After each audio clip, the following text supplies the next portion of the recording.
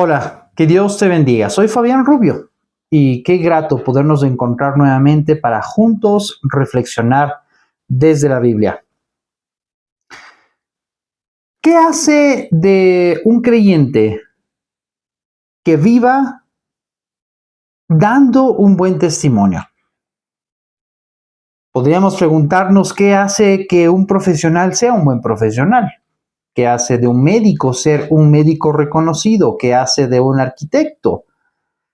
¿Qué hace de un obrero? ¿Qué hace de un técnico? ¿Qué hace de cualquier persona que se dedica a una actividad en la vida? Tener reconocimiento y que eso le confiera garantías para obtener un trabajo, que eso le dé seguridad para quien le contrata de saber que está contratando a una persona con seriedad, responsable y con un trabajo garantizado. Bueno, nosotros los creyentes tenemos algo muy parecido y superior en efecto, que es nuestro testimonio.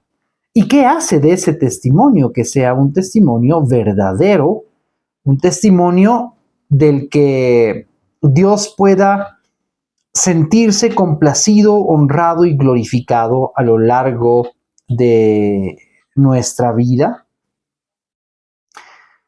Sobre esto, Pablo, cuando le está escribiendo a Timoteo, recordemos que las cartas a Timoteo son escritas por Pablo con el objetivo de motivarle, animarle, enseñarle a que el joven líder de la iglesia sepa dirigir precisamente la iglesia de Éfeso a la que se le había encargado. Y en el capítulo 4, versículo 12, Pablo le dice algo a Timoteo. En este sentido, hablando del testimonio, le dice: ninguno tenga en poco tu juventud, sino sé ejemplo de los creyentes en palabra, conducta, amor, espíritu, fe y pureza. Cuando nosotros iniciamos nuestro caminar de fe, creemos en el Evangelio, nos hemos arrepentido y es Cristo quien nos da esta nueva vida y el Espíritu Santo de inmediato hace su morada en nosotros. Estamos capacitados o empezamos en esta capacitación para poder vivir de acuerdo a la voluntad de Dios.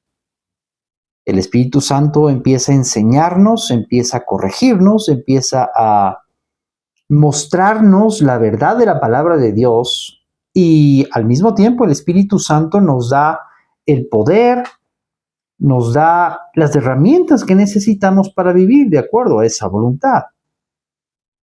Pero con lo primero que inicia Pablo es que nadie debe tener en Timoteo en poco su juventud.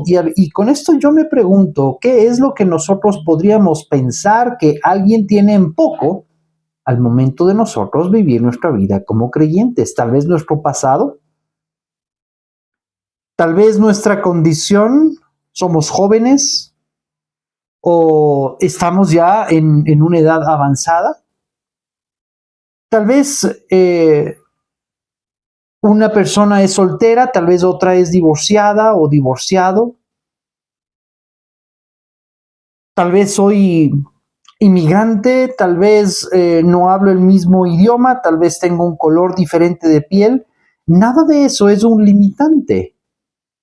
Al contrario, si nuestro anhelo es vivir comprometidos con hacer la voluntad de Dios y ser parte activa del reino de Dios, eso no debe ser un impedimento para que no demos un buen testimonio. Eso no debe ser un impedimento para que nosotros efectivamente vivamos como hijos de Dios. Y Pablo continúa y le dice: en lugar de eso, sé un ejemplo de los creyentes.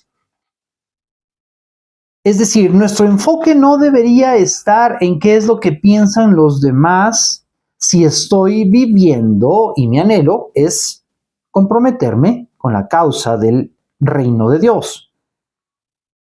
si efectivamente estoy anhelando vivir diferente a como vivía antes, si definitivamente en mi corazón está el compromiso y la convicción de que no hay otra manera mejor de vivir que la que Dios quiere que viva. Entonces, al tener cualquier otra comentario o la visión o lo que la gente considere de mí como secundario, lo más importante es ser un ejemplo de los creyentes. Y esto me lleva a pensar de que el primer testimonio que nosotros damos es a Dios. Podríamos tener la idea de que el testimonio que nosotros damos es para nuestros hermanos en Cristo, para nuestra familia, para la iglesia, para la sociedad. Sí, es una consecuencia, pero el primer testimonio que nosotros damos es a Dios. Recordemos que quienes aparentemente vivían en la mejor condición espiritual en tiempos de Jesucristo fueron catalogados y reconocidos como hipócritas, como sepulcros blanqueados. Ante los hombres de ellos eran unos, pero ante Dios, quien no puede ser engañado, no eran más que sepulcros blanqueados. De tal manera que nuestro primer testimonio es para Dios. Y de allí, cuando nuestra vida está siendo transformada, porque es un proceso, ¿no es verdad? Y no se completará sino hasta que estemos en la presencia de Dios. Continuaremos en este proceso de santificación. Debemos vivir como santos. Dios dice, sed santos porque yo soy santo. Y esa es la santidad que debemos demostrarle a Dios. ¿Esto quiere decir que vamos a vivir sin pecado? No, el ser santo no significa no tener pecado. Significa no disponernos a pecar y a hacer la voluntad de Dios, viviendo como sus hijos. Pero ¿de qué tenemos que ser ejemplo? Tenemos que ser ejemplo en palabra. Porque si no estamos siendo transformados en nuestro pensamiento, en nuestra mente, si nuestras emociones, nuestra razón y nuestra voluntad no es transformada, entonces, ¿qué podemos ofrecer? ¿Qué podemos mostrarle a Dios o qué podemos manifestar a quienes nos rodean? Seríamos unos hipócritas, ¿no es verdad? Tenemos que ser un ejemplo en conducta. Debemos actuar coherentemente con lo que decimos que creemos. Y mientras más perseveramos en conocer a Dios, nuestras acciones van a mostrarlas.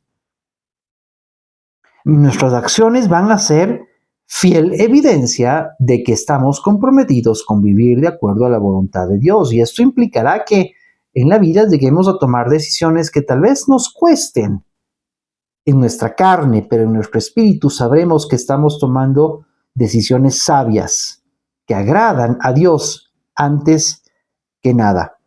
Debemos ser ejemplo de amor.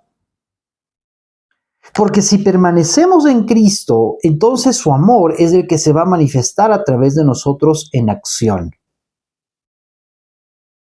Y cuando amamos a los demás como a nosotros mismos, porque vamos a comprender la manera en que Dios nos ama, entonces, al amar a los demás, vamos a demostrarles que estamos allí sacrificialmente para animarles, para enseñarles, para perdonarles.